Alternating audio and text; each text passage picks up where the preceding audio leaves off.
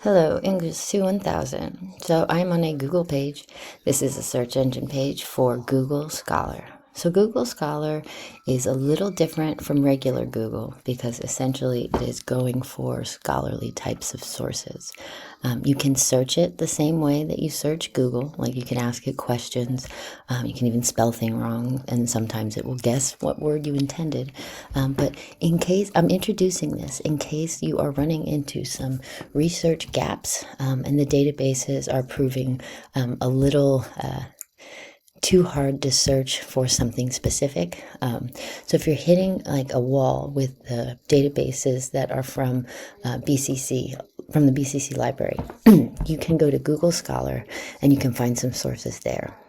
This is, however, not an answer to all of your research problems because there are a couple of issues with it that I want to talk to you about, and also some ways to work around that. So Google Scholar, I can just search it like I would search Google for anything. So let's say I wanted to find something that was an answer to this question.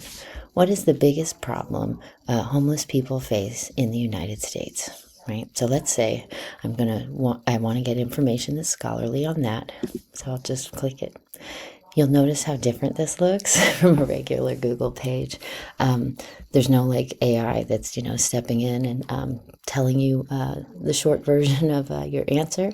Additionally, it has like a lot more kind of citation looking elements to it. So, for example, this first article, Homeless and Helpless, How the United States Has Failed Those with Severe and Persistent Mental Illness. That's a really, really interesting article. And it's from, looks like some kind of database. I would have to check the article to make sure. But it has been, it'll help me cite it. It tells me who has cited this article. It also tells me related articles, and that there's evidently 7 versions of the article. So this is all good stuff, and you can utilize all of these resources if you find an article you want.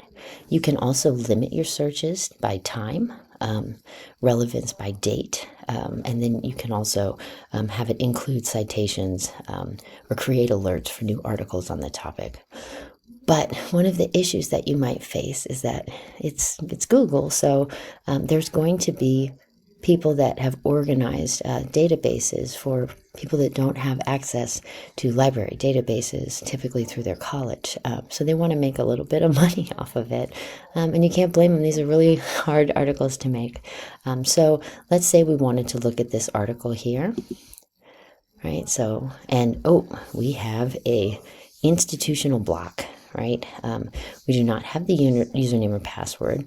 We can try to access it through our institution, but there's actually an easier way to find out whether or not we have it. So if we go back to the article, what I would suggest is just copying the whole thing, right? And then going back to the BCC databases. This is the database homepage, which you are familiar with. So let's hit up one of the databases we haven't yet looked at, which is sometimes difficult to base your entire research on because of just its less familiar, we'll say, how to research it. But JSTOR is great for title searches. So what we would do is we would just paste the article title in there, move the all fields to item title, and we'd find out if it had this article. Excuse this, just by submitting an advanced search. Let's see what they got. They don't have it, okay? But sometimes they do. If you can't find it there, you can do a similar search with Academic Search Complete. This is actually Political Science Complete. So let's go to Academic Search Complete. I'll move this one off of here. And let's check and see if we have this. So we go, we'll move all fields to title, and then we can click search, see if it has it. It did not have it, but it does have some articles that are similar, right? So it does make recommendations of other kinds of articles. Let's limit it to peer review and see what we find. there's still quite a bit. There's 408 articles on the topic. So if it doesn't have the exact article, it'll lead you to articles that have similarities to what you're looking for. And then you're just back in the academic search complete, looking for articles with a more directed search than just trying to find the correct subject terms. So if you're running into issues, this is a good way to do it. They don't always have the article, but sometimes they do. You can also do a full search for all of the EBSCO databases, right? We'll just select all, right? Try to find it that way. All right, and let's try to do the same thing here.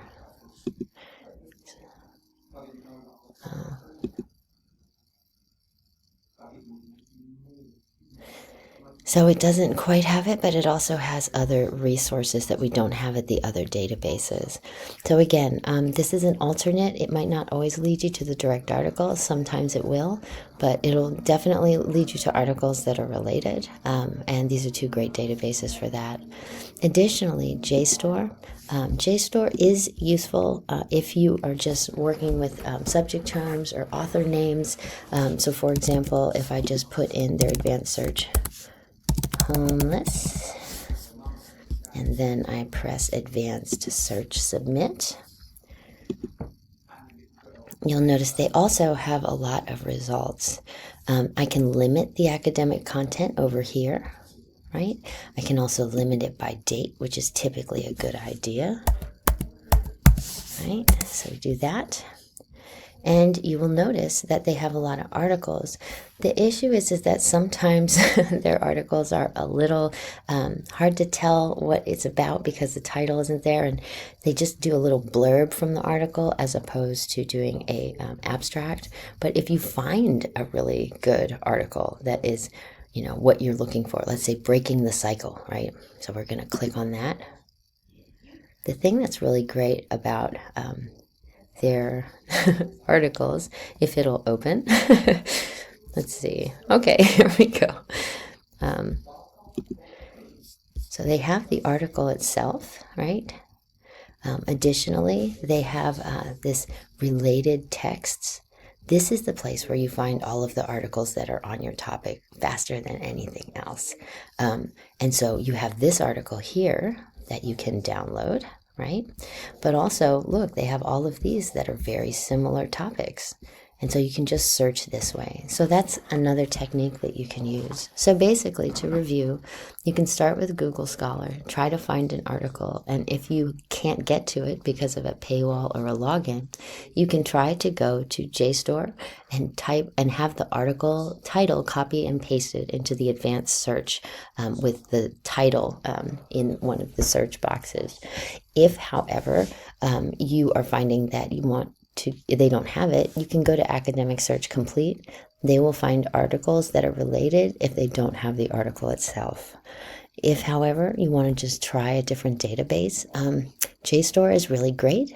The issue is that it's not immediately obvious whether or not the articles are fitting your search just based on the results page. You have to click on an article and then you go over here to the related text and it will take you to articles that will help you out. So these are just some tips and tools that you can do if you're running into difficulty with finding the stuff that you need on the databases.